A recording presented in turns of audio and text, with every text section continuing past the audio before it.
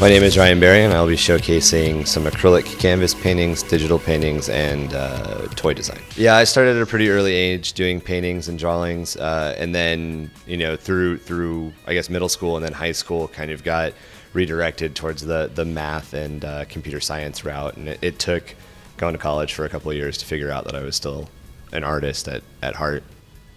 Two dashes H.P. Lovecraft, one dash Star Wars. Some Disney influence thrown in. I do a lot of, I guess I used to do a lot of really dark sort of fantasy, like Marvel comic looking stuff. And now that I'm not necessarily developing, but just changing, I'm focusing a lot on like cuter creatures and little creatures and putting them in sort of impossible situations.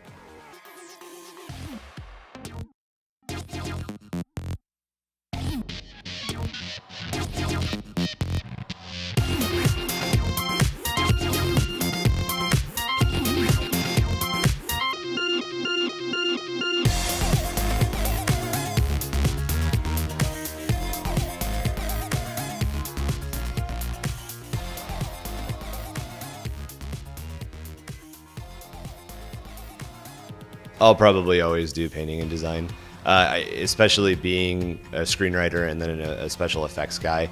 Everything I do as far as the world of painting informs everything I do as far as being a producer, and everything I do as a producer informs everything I do as a painter.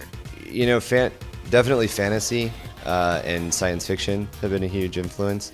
My parents were, I guess, very earlier in their relationship, and then I was just born, and the Star Wars movies were really hitting. So Star Wars and Star Trek were just sort of the twin pillars of being raised by two scientists. I think artists are always writing a story when they paint something. I've heard that a lot, but there's not a lot of artists who do write.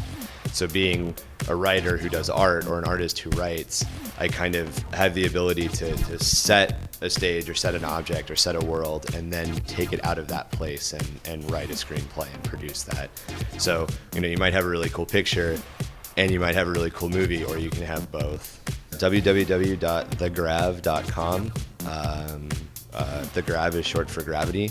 So, and it's got pretty much everything I do, and it's always under construction. Being someone who knows code myself, I get a new idea and I tear something apart and start rebuilding it. Yeah.